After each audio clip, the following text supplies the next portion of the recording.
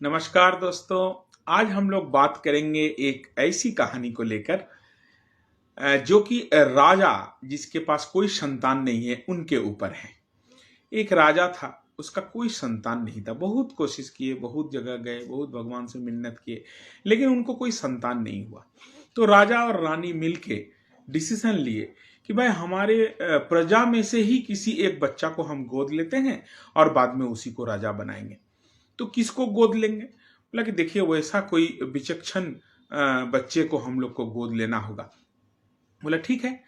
तो हम लोग चुनते हैं, एक परीक्षा लेते हैं बच्चे लोग का, और हम लोग चुनते हैं जो बच्चा उस परीक्षा को उत्तीर्ण होगा उसको हम लोग गोद लेंगे और उसको बाद में राजा बनाएंगे। तो 6 साल से 11 साल के बीच में जितने लड़के थे सबको बोला गया कि भाई आप अगर समझते हैं कि आप राजा बनने लायक अपने आप को तैयार कर सकते हैं तो चलिए उस परीक्षा में शामिल होइए।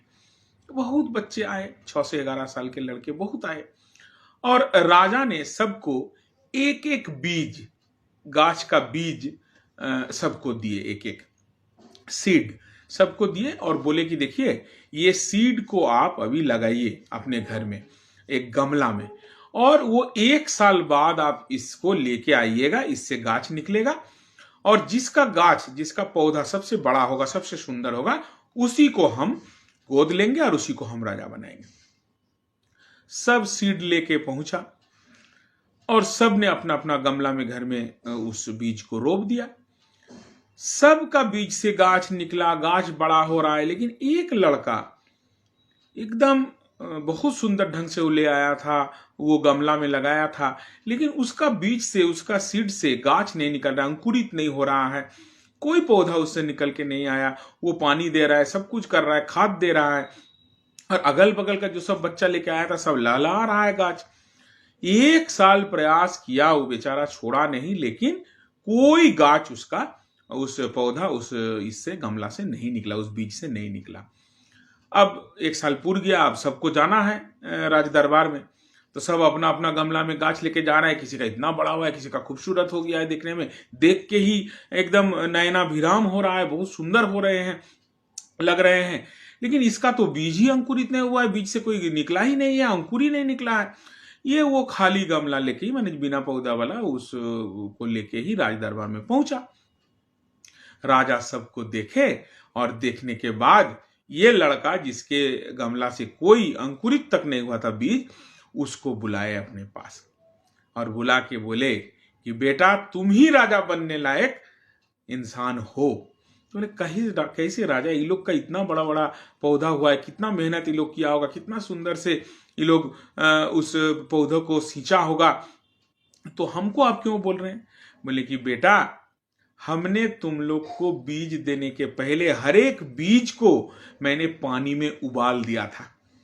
मैंने जो बीज दिया था उससे पौधा अंकुरित हो ही नहीं सकता है। 1 दिन 2 दिन देखने के बाद तुम्हारे सारे दोस्त जो देख रहे हो, ये लोग बीज बदल दिया था, क्योंकि जैसे तैसे ये लोग को परीक्षा पास करना था। अपना ईमानदारी गए भाड़ में, और ये लोग दूसरा बीज लगा के दूसरा पौधा लेके आया है। हम जो बीज दिए उसमें तो पौधा हो ही नहीं सकता है। तुमने ईमानदारी से काम किया, और यहां बिना अंकुरित बीज, कोई तुम्हारे गमला में गाछ नहीं था, लेकिन तुमको लाज नहीं लगा, तुमको डर नहीं लगा, तुम ईमानदारी के साथ रहे और मेरे यहां वो गमला लेके आए। तो तुम्हारी इस ईमानदारी, तुम्हारा इस बिना निडर भाव, और तुम्हारा ये भोलापन कि भाई दूसरे को चांस मिलना चाहिए, मुझे नहीं, ये सब क्वालिटी तुमको राजा बनाएगा। दोस्तों हम लोग भी करते हैं, हम ईमानदारी के साथ अपने रास्ते पे रहते हैं, और जो ईमानदार नहीं है हम उनको देख के दुखी होते हैं। आज उसके पास गाड़ी हो गया, मकान हो गया, इतना इतना पैसा हो गया, हे भगवान हम ऑनेस्टी पे हैं, हमको कुछ नहीं मिल रहा है। नहीं नहीं दोस्तों, वो बीज बदल दिया है, और जब विचार होंगे तो आप ही को राजपुत्र बनाया जाएगा, आप ही को राजा बनाया जाएगा, और वो विचार अगर यहां नहीं होता है तो वहां पे होगा। तो इसलिए बीज को मत बदलिए, जो बीज आपको मिला है उसको सींचिए। नहीं भी वो दिखाई दे रहा है पौधा, लेकिन वो भीतर भीतर बहुत बड़ा काम कर रहा है। बहुत बहुत धन्यवाद। शेयर करें, अच्छा लगे तो ज्यादा से ज्यादा लोगों तक पहुंचाएं।